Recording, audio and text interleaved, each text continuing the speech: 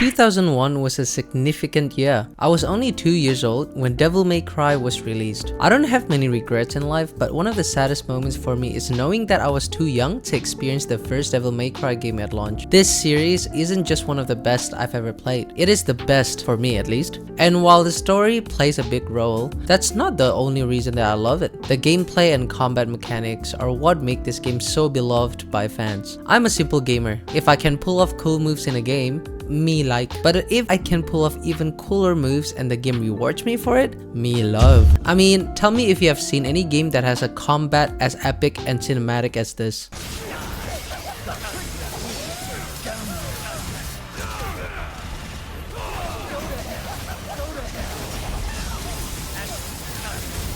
For me, the thrill of witnessing cool transformations is unmatched. There's something about characters evolving into a more powerful form that excites me beyond explanation. This game perfects this feeling. When Dante transforms into his devil form, the coolness is beyond my comprehension. And when they introduced Virgil as a playable character, brother, don't even talk to me. That was the cue to lock myself in a room for 2 months mastering every possible combo route. I figured that with the Devil May Cry anime coming to Netflix, it'd be fun to make a video covering all the games that led up to this moment. I won't be going too in-depth on each game here, as that would probably make the video 5 hours long.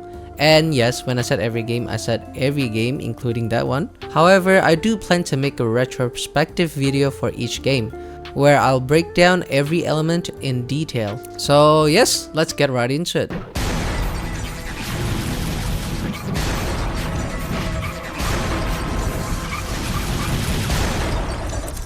Let's rock, baby.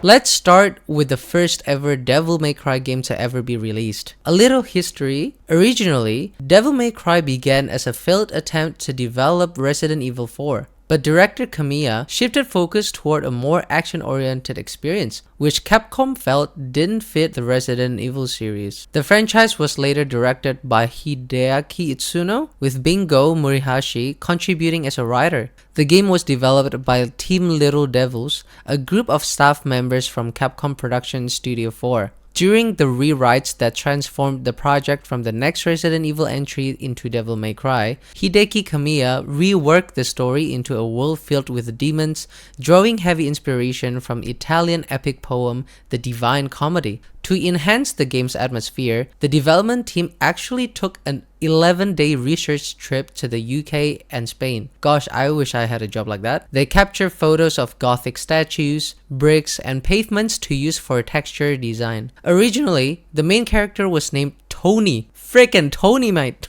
But his name was later changed to Dante. Thank God. His design was inspired by the protagonist of Buichi Terusawa's manga series Cobra. Kamiya focused on making Dante exude a cool factor, giving him a long trench coat and deliberately choosing to make him a non-smoker. The story effectively establishes Dante's personality and motivations while introducing Trish as a key supporting character. It provides a strong foundation for the series, giving players a compelling background to connect with and appreciate. As this is the first game, no one knew what Dante was like and what his backstory was, so this first game was the one that started it all. The gameplay of Devil May Cry revolves around fast-paced hack-and-slash combat, where players focus on chaining attacks together while avoiding damage to create quote-unquote stylish combat. The player's performance is graded based on the length of combos, the time taken, and how many items were collected and used. In later games, the grading system was adjusted so players needed to vary their attacks to maintain a high style rank. Combat performance is tracked with letter grades from D, which is the worst,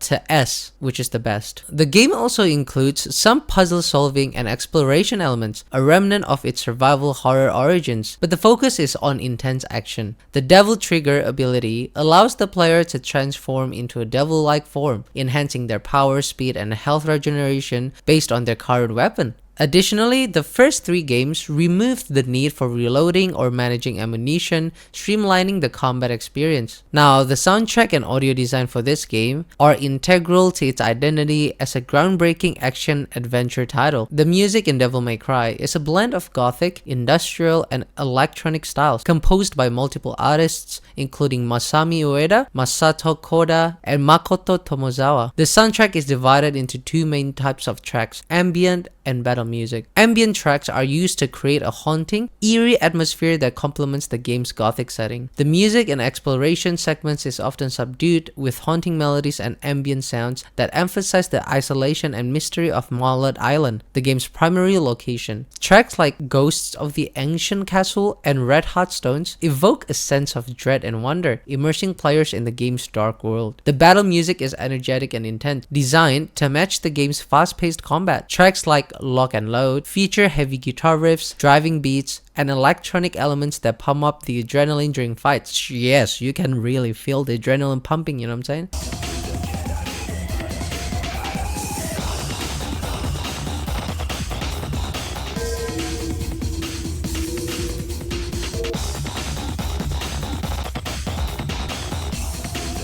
These tracks are iconic and have become synonymous with the series' emphasis on stylish, over-the-top action. The soundtrack also dynamically shifts between ambient and battle music depending on the player's actions, seamlessly transitioning to keep the tension and excitement high. The sound effects are sharp and impactful, from the clashing of swords to the explosive gunfire of Dante's iconic pistols. Each attack has a distinct and satisfying sound that reinforces the tactile feel of combat. The voice acting, while occasionally campy and over the top, fits the game's tone perfectly. Dante's witty one-liners and confident demeanor are brought to life through his voice, making him a memorable protagonist. The supporting characters, such as Church and Mundus, also deliver performances that align with the game's dramatic and theatrical style. The level design is rich with detail, featuring grand halls, shadowy corridors, and haunting outdoor areas that evoke a sense of isolation. The use of pre-rendered backgrounds, a technique Capcom had mastered in earlier titles like Resident Evil, allowed for highly detailed and atmospheric environments that pushed the graphical capabilities of the PlayStation 2. These backgrounds were complemented by dynamic lighting effects such as flickering candles and beams of moonlight, which added depth and realism to the game's world. The character design is equally iconic. Dante, the protagonist, is a visually striking character with his silver hair, red coat, and dual pistols, embodying a cool, rebellious attitude that became a hallmark of the series. The enemies, ranging from grotesque demons to towering bosses, are creatively designed and visually distinct, each contributing to the game's otherworldly tone. The animations for both Dante and the enemies are fluid and expressive. The visual effects during combat are another highlight. Sword slashes, gunfire, and special moves are accompanied by vibrant particle effects, screen shakes, and dynamic camera angles. And the game's stylish rank system, which grades players based on their combat performance, is visually represented through on-screen text and effects. The game's cutscenes, though limited by the hardware of the time, are well directed and cinematic. In terms of technical achievements, Devil May Cry was one of the first games to fully utilize the power of PlayStation 2, showcasing its ability to handle complex environments, detailed character models, and smooth animations. The game's art direction, led by a team that included Hideki Kamiya and other Capcom veterans, was instrumental in creating a cohesive and memorable visual style. This game is widely regarded as a pioneering title in the action-adventure genre, often credited with creating a subgenre of character action or extreme combat games. Its influence on the genre is immense, with later games such as Bayonetta and Ninja Gaiden following in its footsteps. The focus on player performance, with rankings and rewards based on combat style, push players to master the game's mechanics, adding a level of replayability. Overall, this game is praised for its innovative gameplay, thrilling action, and lasting impact on the gaming industry, setting the standard for character-driven, high-energy action games for years to come. And I freaking love it.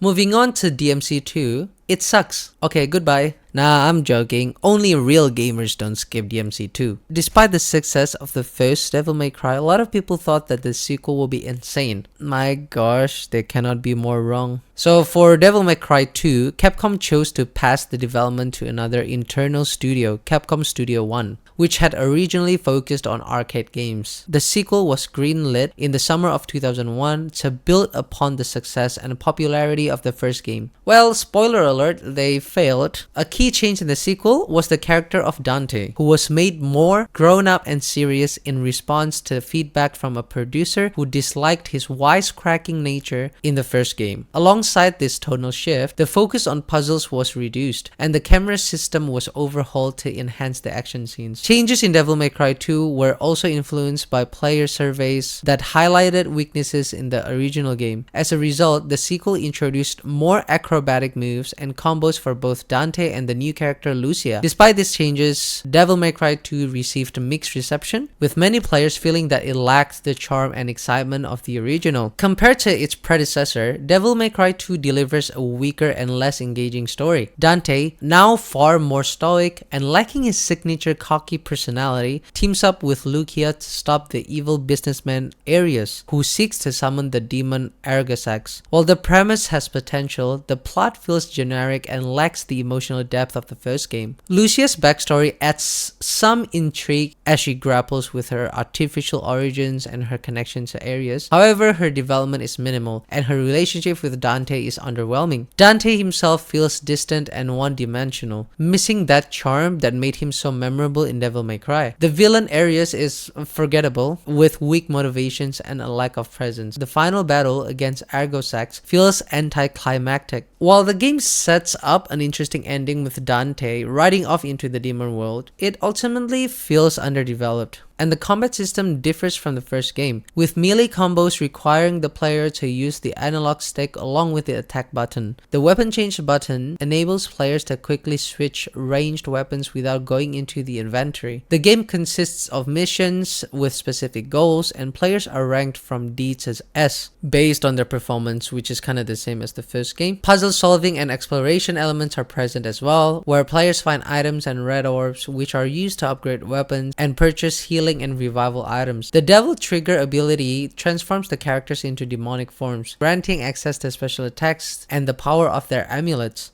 And the worst part about the game is not even all this, it's just the camera. The camera does not always provide a clear view of the environment, which can make platforming or navigating the urban settings difficult. The inability to manually control the camera exacerbates the issue, as players are left at the mercy of the game's automatic camera shifts. This limitation often disrupts the flow of combat, especially when enemies attack from off-screen or in poorly lit areas, making it a significant flaw in the game's design. While the first Devil May Cry game featured energetic and memorable tracks that enhanced the fast-paced action, the sequel opts for a more subdued and atmospheric approach. The battle themes, such as Fire Away, feel repetitive and lack the high energy intensity that fans expect.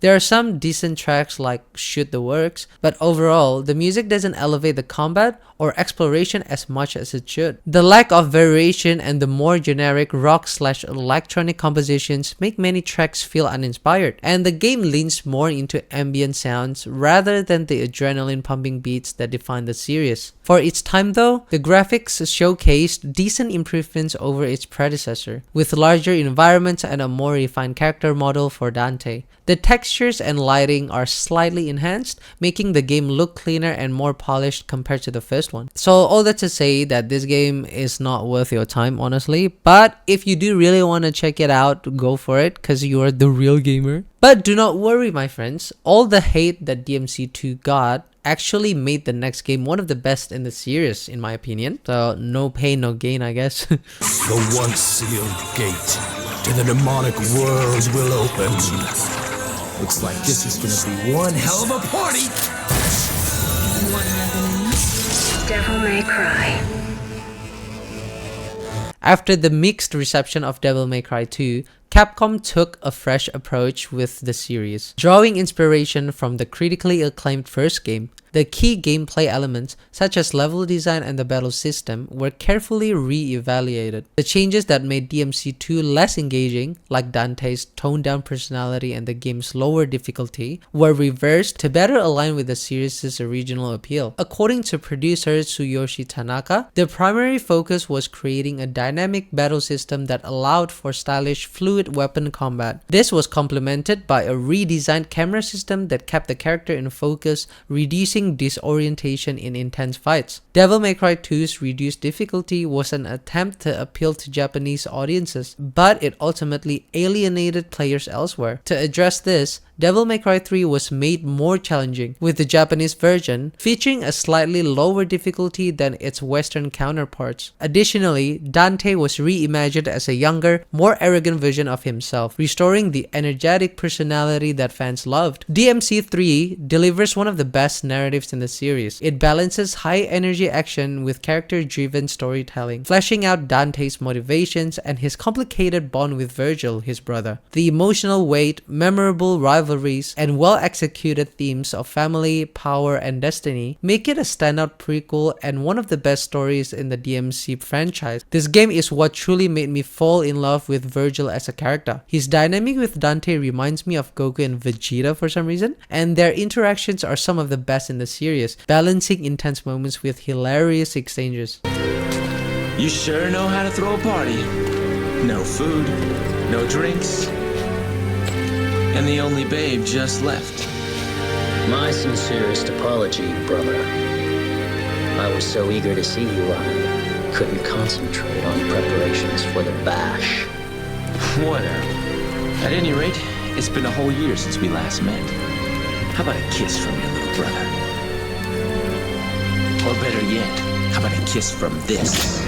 Now, one of the biggest changes in Devil May Cry 3 was the introduction of selectable combat styles. Unlike the previous games, where Dante's abilities were fixed, players could choose between 4 distinct playstyles: Trickster, Swordmaster, Gunslinger, and Royal Guard. This system gave players more control over Dante's fighting approach, making every encounter with the enemy always different and fresh. I get very confused. Most of the time, I didn't even know what I was doing. I think it's very good for those people who love fighting games. You can chain combos like there's no tomorrow, but I got better though, so good job. Another major gameplay improvement was the ability to switch between up to 4 weapons on the fly, 2 melee and 2 firearms. This allowed for seamless combo chaining, making combat more dynamic and skill-based. Additionally, the new style ranking system encouraged players to mix up attacks, avoid repetition, and dodge enemy strikes. The ranking gauge progressed from dope to SSS stylish. The devil trigger mechanic, which temporarily transforms Dante into a demon, was also refined. Unlike previous games, where the transformation was tied to specific weapons, DMC3 made Devil Trigger a core ability, enhancing Dante's speed, strength, and regeneration. This added another layer of strategy as players had to manage their Devil Trigger gauge effectively. And Virgil is finally introduced as a playable character in Devil May Cry 3 Special Edition, and he had access to Devil Triggers right from the beginning. However, unlike Dante, his moveset focused on precision and speed rather than flashy combos, making him stronger but harder to master. Devil May Cry 3 not only fixed the problems of its predecessor, but also set a new standard for action games. With its deep combat mechanics, improved difficulty, and engaging character dynamics, especially between Dante and Virgil, it remains one of the best entries in the series. The game blends, again, hard rock, heavy metal, and electronic beat. Just listen to this.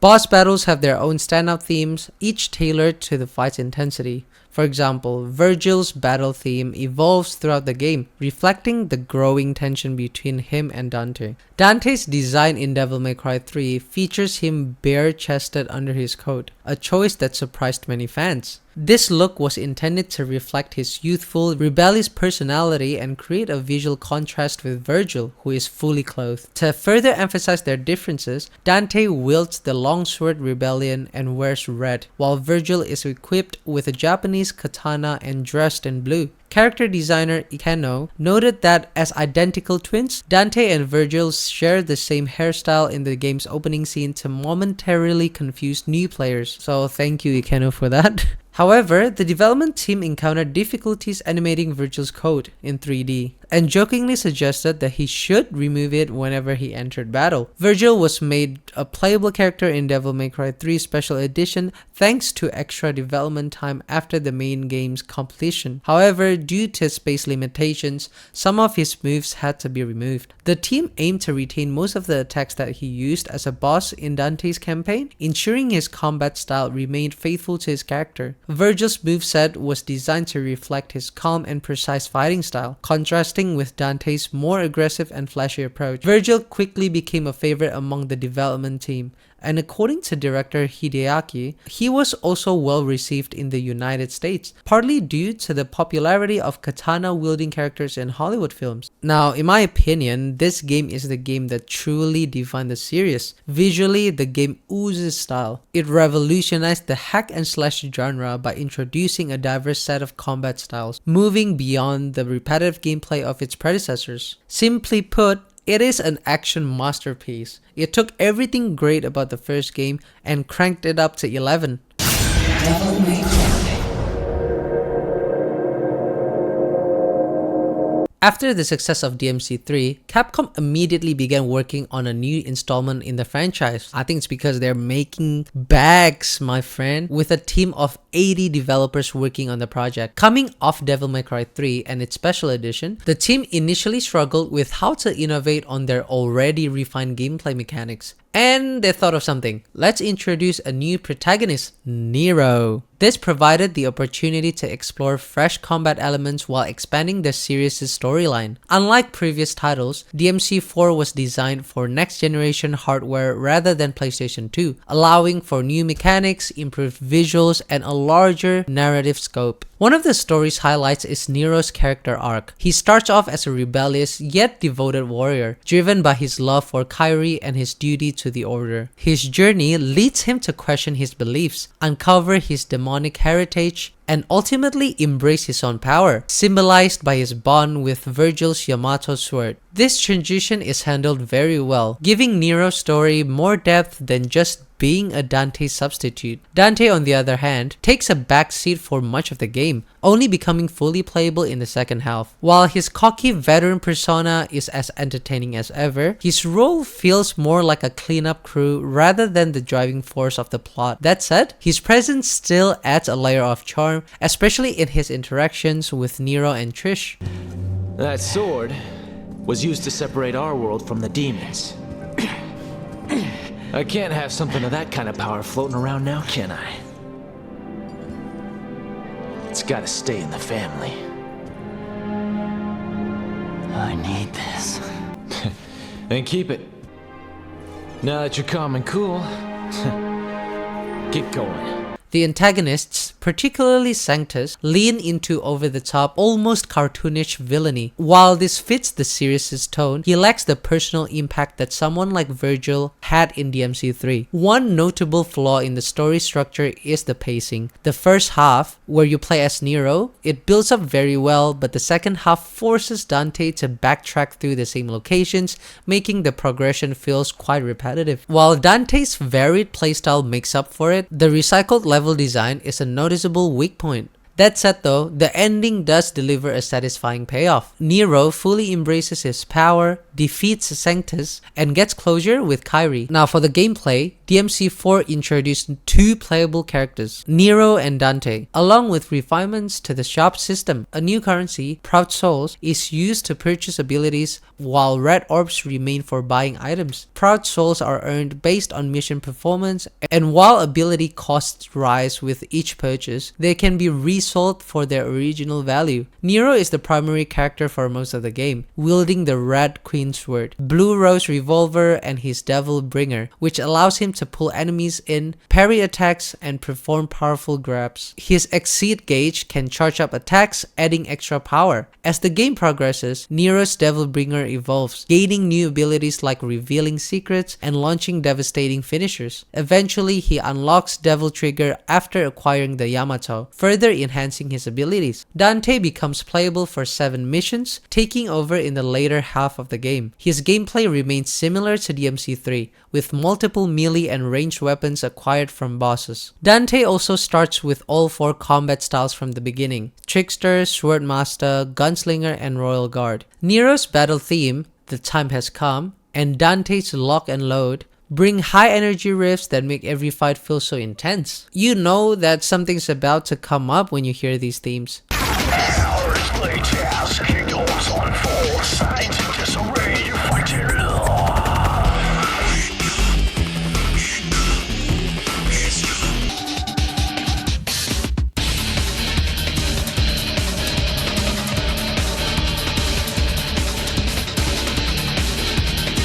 And the modern graphics highlight incredible details as well, especially in character expressions, making Nero and Dante feel more lifelike than ever. From subtle smirks to intense battle stares, every emotion is well conveyed. The character designs perfectly match their personalities. Nero's rebellious attitude is reflected in his rugged outfit, while Dante's confident swagger shines through his iconic red coat. Although DMC4 shifts its focus more toward Nero than Dante, it still delivers everything fans love about the series. With its exhilarating combat, high replay value, and top-tier production quality, the game offers an unforgettable action-packed experience, and whether you're playing on PS3 or Xbox, DMC4 is a must-play for action fans.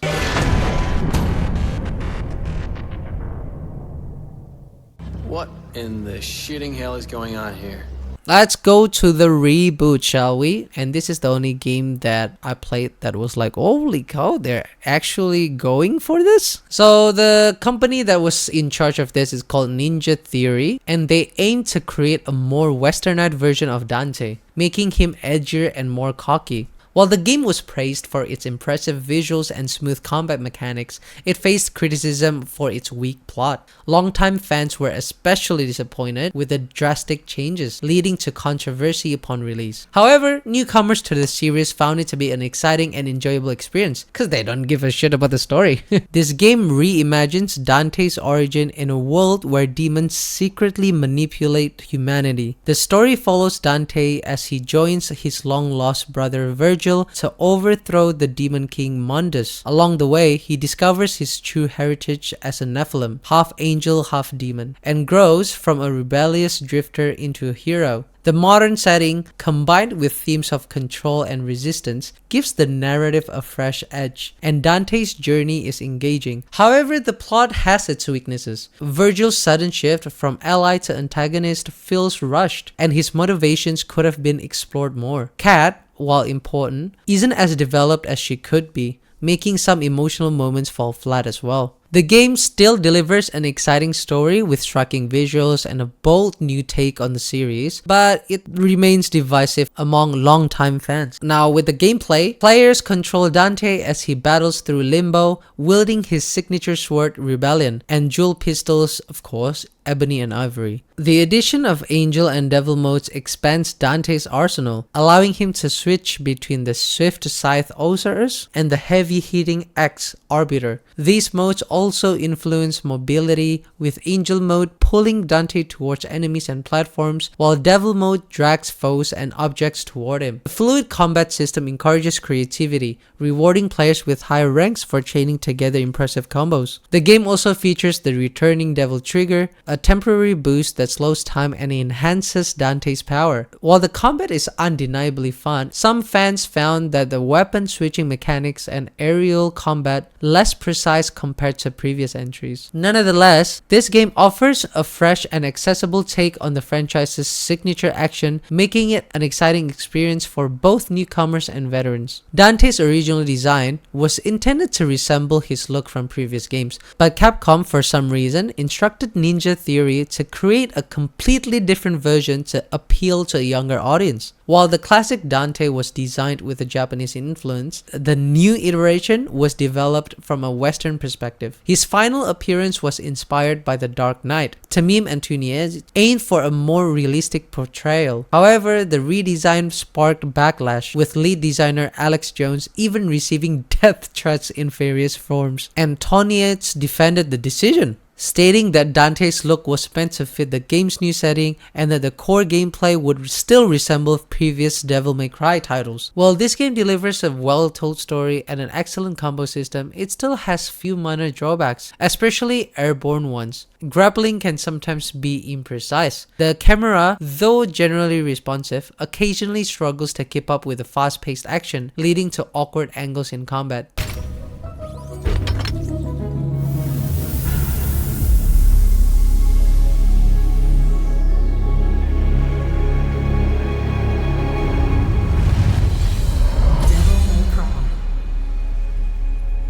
Now moving on to the best game in the series, and I think it's one of the most beautifully designed games I've ever played from every single element. Devil May Cry 5 was directed by Hideaki Itsuno, who set out to make it his best work yet, and brother, let me tell you this, he succeeded. Capcom also took a more realistic approach to the game's design, utilizing the RE engine previously used in Resident Evil 7 to create a highly detailed visuals. Real-life models were even scanned to bring the characters' faces to life. The story was penned by returning writer Bingo Morihashi, with the setting drawing inspiration from various locations in London. For the music, multiple composers collaborated to craft the game's audio, designing 3 distinct main themes for each playable character. So the story, it's set years after Devil May Cry 4. The game follows Nero, Dante, and the mysterious newcomer V as they attempt to stop the demonic king Urizen from destroying the world. The narrative is structured around shifting perspectives, allowing players to experience the story from multiple angles, which adds depth to both the plot and characters. The stakes are high right from the beginning,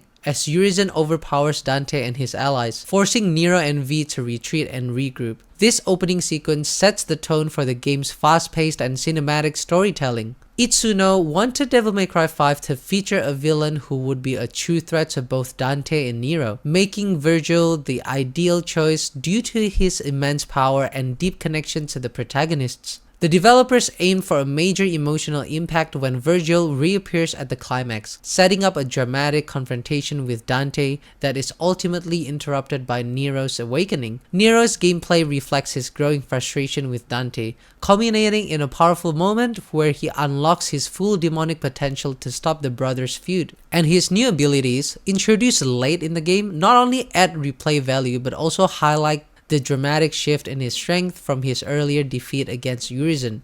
DMC5 features 4 playable characters, each with distinct playstyles.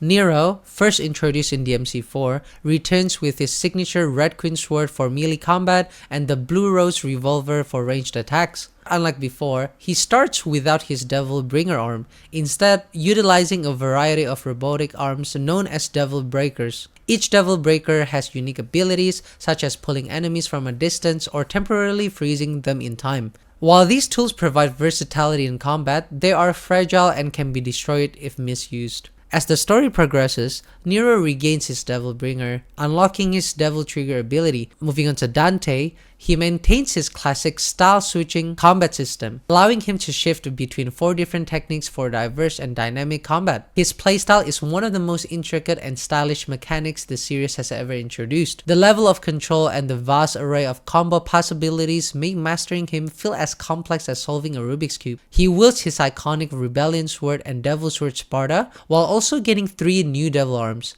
Dante can activate Devil Trigger to enhance his abilities and recover health, but he also has access to the even stronger Sin Devil Trigger form. The third playable character, V, fights by summoning 3 demonic familiars: Griffin, an eagle that attacks with lightning-based range strikes; Shadow, a panther that transforms its body into blades and spikes; and Nightmare, a massive golem capable of devastating melee attacks and explosive beams. Unlike Nero and Dante, V does not fight directly, instead using his cane to deliver the final blow once enemies are weakened. And for some reason, this character is so easy to get triple S with. The special edition of the game introduces Virgil as a playable character. I think this is just the best DLC ever made.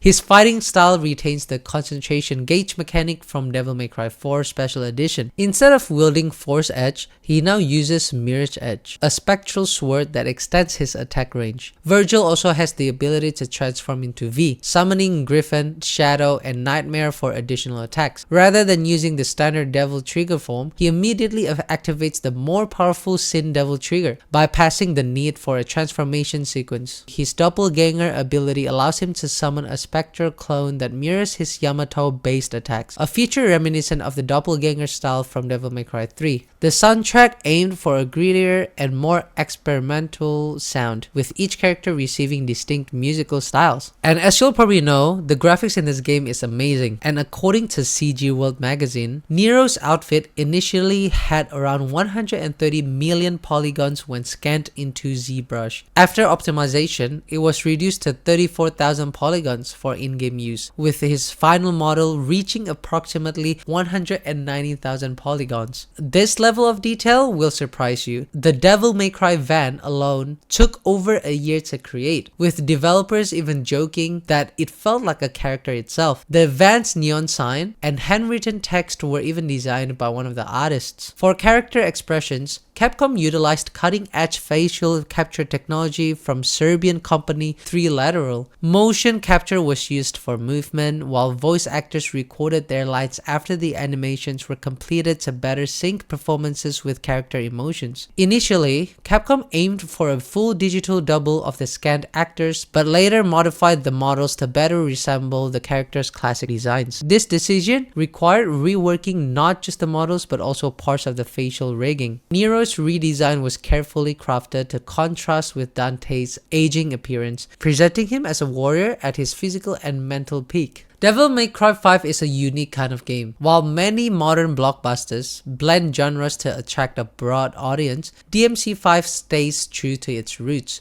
focusing entirely on fast, fluid, and exhilarating combat. Even after hours of play, the action remains fresh and engaging. Having played through the entire Devil May Cry series, I can confidently say that this series is a certified classic. The franchise has consistently delivered engaging stories, seamless and dynamic gameplay, unforgettable soundtracks, and some of the coolest character designs in the gaming world. One of the key themes that runs through every game in the series is style, and that's something that's hard to find in many other games. Every action feels over the top and extravagant, and the way the developers have kept that sense of flair alive in both the gameplay and presentation is nothing short of impressive. With the anime coming to Netflix, I am very excited to see even more stories unfold and get deeper into the rich lore of the series. Interacting with these iconic characters again in a new format will bring a fresh perspective to the DMC universe. If you were to ask me to pick my favorite, it's quite obvious. It would without a doubt be Devil May Cry 5. It encapsulates everything that the franchise is known for and takes it to new heights, from the fast-paced combats to the emotional narrative, and it does all of that with such incredible polish. It's a game that not only feels the culmination of everything that came before it, but also shows how Devil May Cry has evolved into something that stands out as one of the greatest action games of all time. Well, that's it y'all for this video. I almost lost my voice recording the entire thing. And yes, thank you for watching, and let me know down in the comments which DMC game is your favorite. Please like and subscribe if you have enjoyed this video. It will greatly support the channel. And yes, see y'all in the next video.